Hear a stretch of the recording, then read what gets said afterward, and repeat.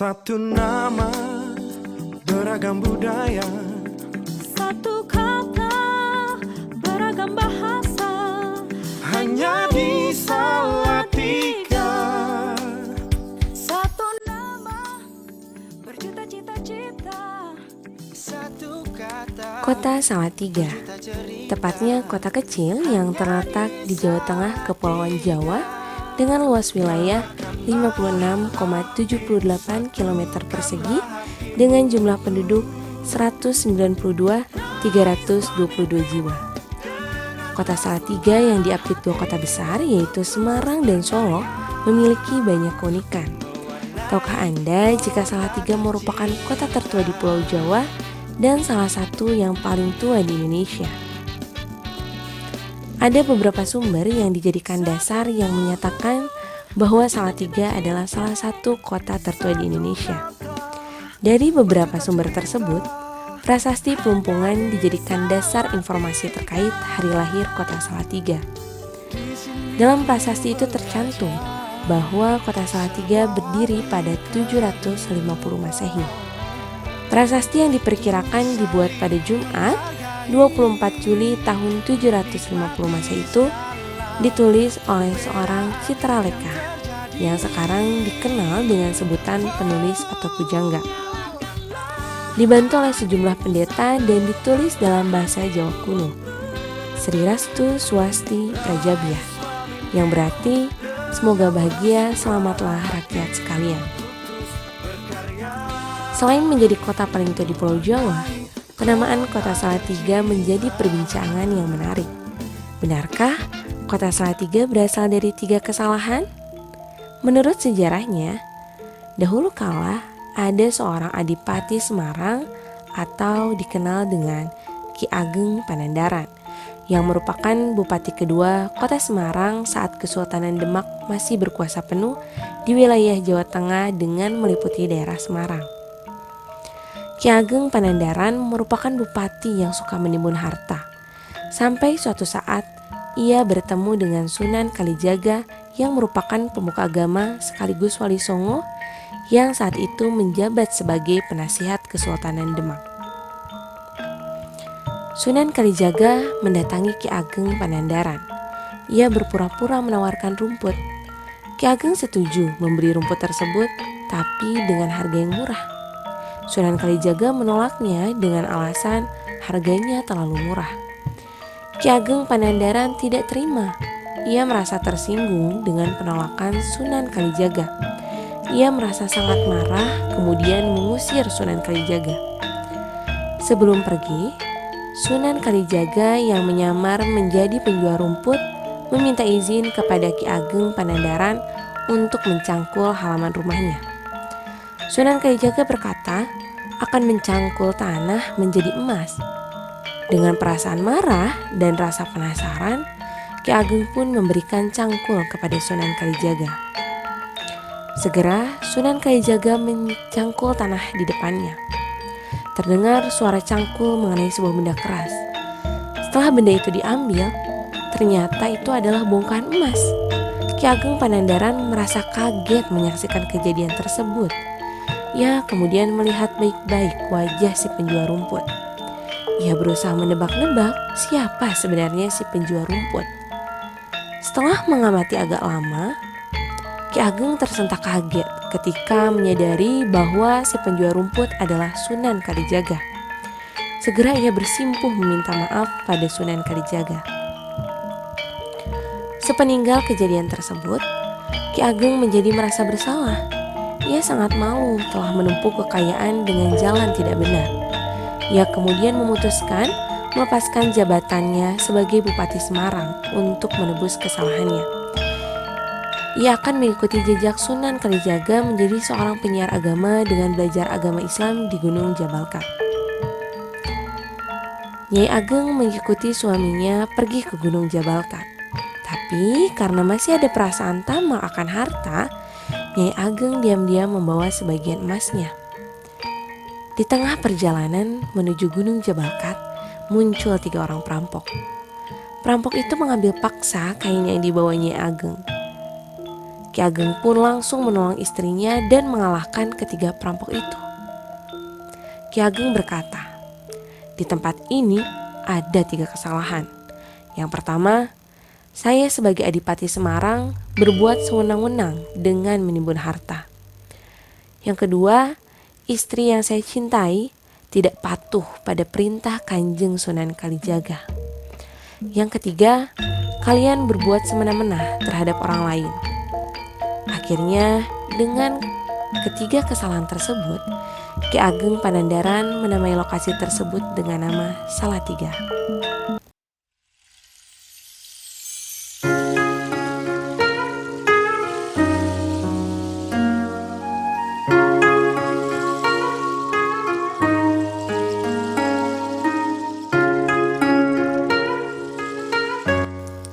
Salatiga kini berkembang menjadi kota kecil yang indah. Ketika kita mengunjungi kota ini, rasa toleransi sangat lekat.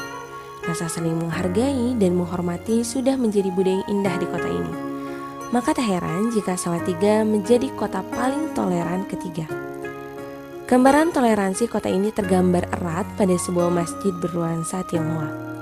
Warna merah cerah dan kuning menghiasi dinding-dinding masjid. Menjadi hal tak biasa namun sangat bermakna. Masyarakat menyebutnya Masjid Kelenteng. Nuansa ala rumah ibadah warga Tionghoa tak bisa lepas dari ornamen holo di samping pagar, lampion merah, dan ornamen naga di depan masjid. Tidak hanya dari bangunan, toleransi memang sudah melekat di masyarakat kota Salatiga. Diberitakan di Kompas TV pada Hari Raya Idul Fitri 1439 Hijriah, Badan Kerjasama Gereja membantu mengamankan jalannya sholat Idul Fitri. Setiap tahun, mungkin sudah sekitar 6 tahun yang lalu kita lakukan seperti ini. Tujuannya kita tetap menjaga toleransi, menjaga kesejukan, karena kita tahu bahwa Salatiga ini adalah kota tertoleran.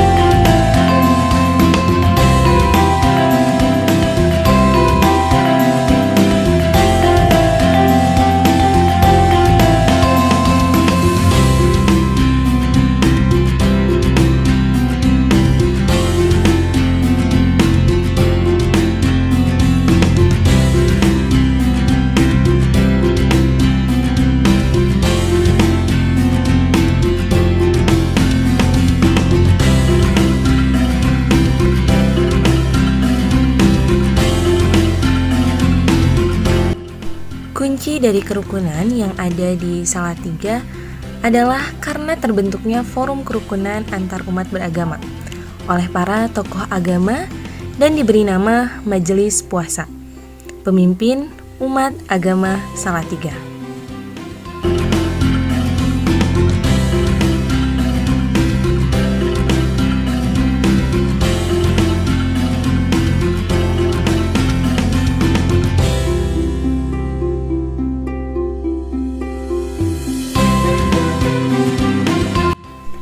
Kedekatan antara tokoh agama terbukti dapat meredam konflik secara efektif pada masyarakat kota Salatiga. Di Salatiga, jarang, bahkan hampir tidak pernah terjadi konflik karena adanya perbedaan.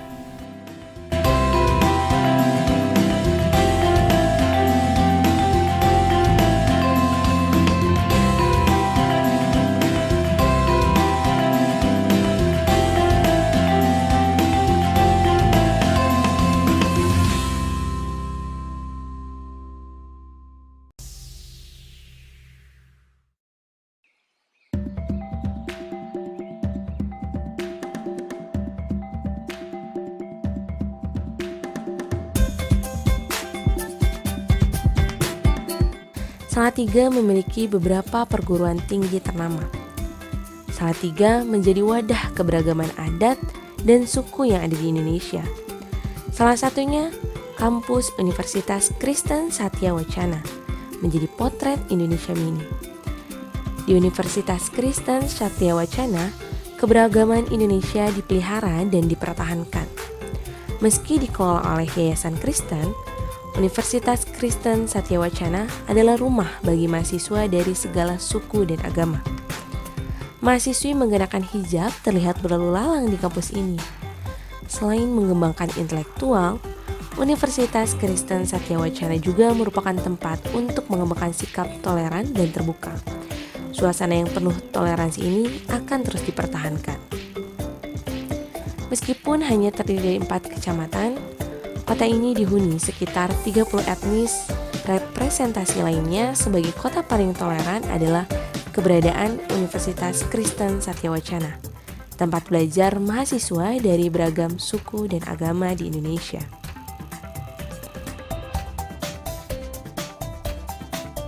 Abu Halak Batak. Aku Wong Jawa. Nusa Kalimantan. Saya Sumba. Beta NTT. Biata Rayana. Beta Maluku. Saya Papua.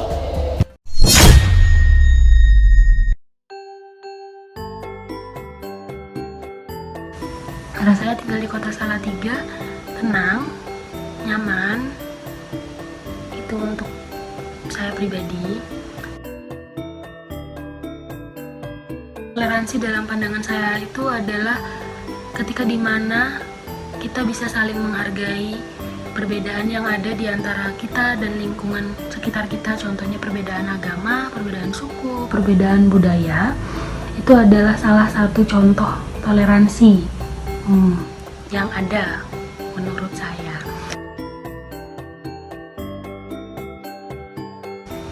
Dengan kita bergaul, bersosialisasi dengan orang yang memiliki perbedaan latar belakang agama, suku, dan budaya, itu membuat kita secara tidak langsung menumbuhkan rasa toleransi di dalam diri kita.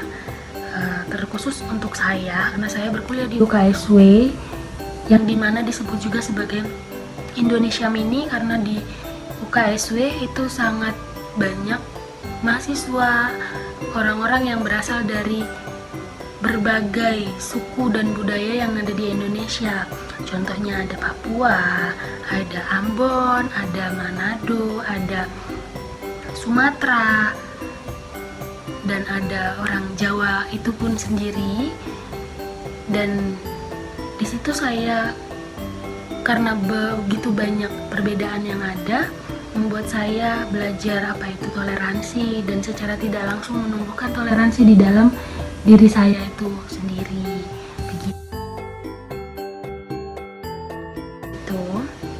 Terus hal yang paling berkesan dari kota Salatiga, hal yang membuat saya sangat terkesan dengan kota Salatiga adalah lingkungannya sangat membuat nyaman, orang-orangnya yang sangat bertoleran, terus udara yang membuat saya nyaman karena saya berasal dari Palembang, Sumatera Selatan, di mana udaranya sangat panas, orang-orangnya sangat keras, memiliki tipikal yang sangat keras, membuat saya merasa Salatiga sangat jauh berbeda dari saya berasal dan membuat saya nyaman. Itu untuk hal yang paling membuat saya berkesan. Universitas Kristen Satya Wacana kerap andil dalam festival budaya di Salatiga. Festival ini mengangkat kebudayaan Indonesia yang digambarkan lewat etnis-etnis yang ada di Universitas Kristen Satya Wacana Salatiga.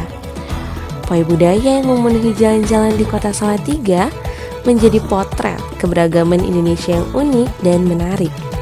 Dari festival ini pula, kita melihat wajah Salatiga sebagai Indonesia Mini.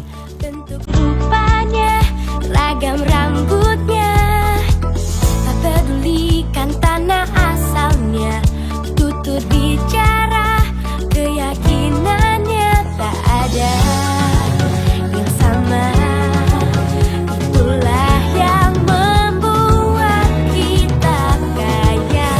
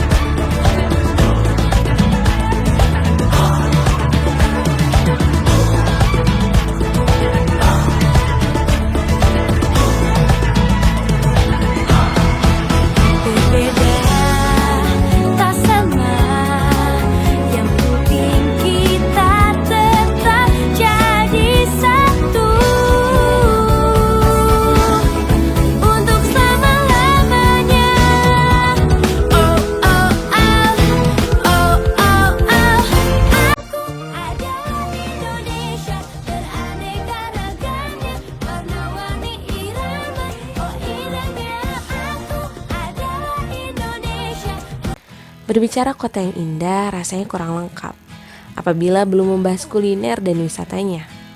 Selain menjadi kota tertua di Pulau Jawa, kota paling toleran, dan memiliki julukan Indonesia Mini, kota Salatiga memiliki gerbang tol yang diklaim paling indah dengan view Gunung Merbabu di belakangnya. Tak ayal, gerbang tol ini menjadi viral di media sosial, bahkan disamakan dengan gerbang tol yang berada di Swiss. Betapa tidak, sebelum memasuki kota Salatiga, kita sudah disuguhkan indahnya gerbang tol dengan latar belakang Gunung Merbabu.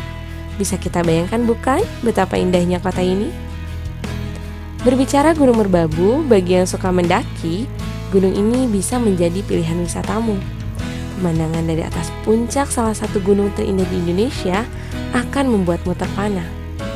Dari puncaknya, kita bisa menikmati keindahan kota Salatiga, Danau Ropening, bahkan kota Semarang. Dari ketinggian 3000 meter di atas permukaan laut, gunung ini tentunya memiliki medan yang tidak mudah. Namun, pemandangan di atas puncak bisa membayar lunas perjuanganmu. Nah, bagi kalian yang lebih suka berenang, agrowisata Saliputi dan Sendang Senjoyo bisa menjadi pilihan destinasi wisatamu.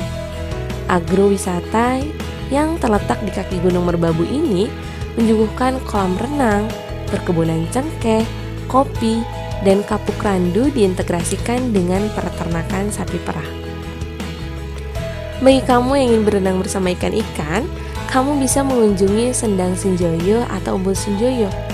Tempat wisata ini merupakan kolam pemandian keluarga kerajaan yang pernah dibangun sejak zaman dinasti Sailendra yang pengunjungnya tidak pernah sepi.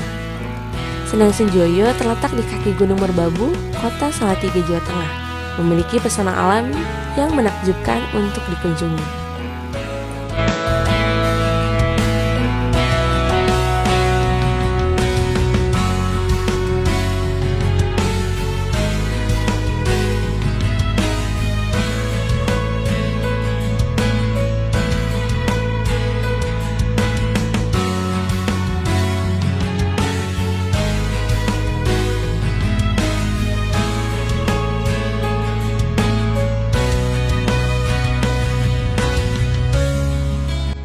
Setelah lelah berjalan-jalan di kota Salatiga, jangan lupa beli oleh-oleh khas kota ini, enting-enting gepuk.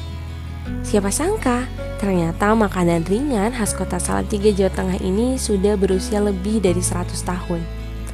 Tim National Geographic Indonesia melakukan kunjungan ke salah satu rumah produksi enting-enting gepuk pertama di Salatiga, di mana makanan ringan ini menjadi sejarah keberadaan orang Tionghoa di kota Salatiga hingga sekarang. Makanan ringan ini masih diproduksi dan menjadi buah tangan andalan bagi para pendatang. Makanan ringan yang bertekstur kering, terbuat dari olahan kacang tanah dan gula memberikan perpaduan rasa manis, gurih, dan renyah kepada para penikmat enting-enting gepuk khas kota Salatiga. Tak disangka, enting-enting gepuk ternyata menjadi tanda keberadaan orang Tionghoa yang datang dan menetap di kota Salatiga pada masa itu. Seiring berjalannya waktu, enting-enting gepuk kini telah diproduksi oleh banyak pihak. Tak hanya keturunan Tionghoa saja, enting-enting gepuk sudah menjadi ikon kota Salatiga dan memiliki banyak peminat. Karena selain rasanya yang unik, enting-enting gepuk juga menjadi solusi mudah oleh-oleh untuk keluarga luar kota.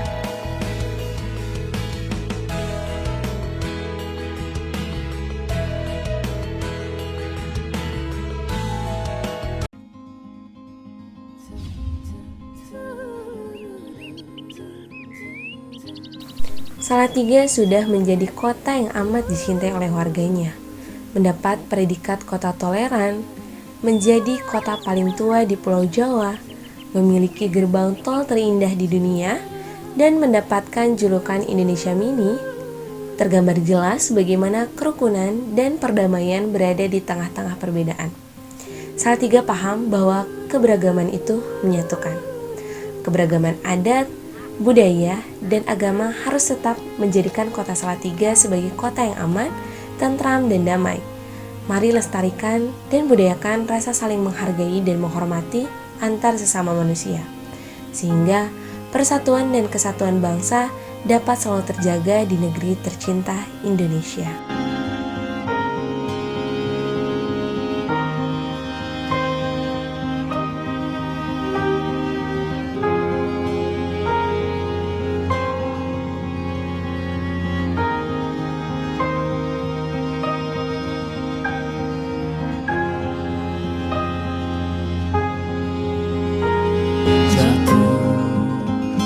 Tersungkur di tanah aku, berselimut tebu sekujur tubuhku. Panas dan menyengat, rebah dan berkarat,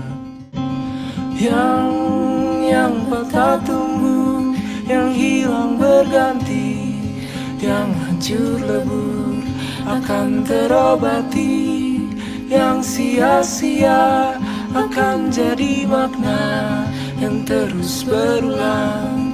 Suatu saat henti, yang pernah jatuh kan berdiri lagi, yang patah tumbuh, yang hilang berganti,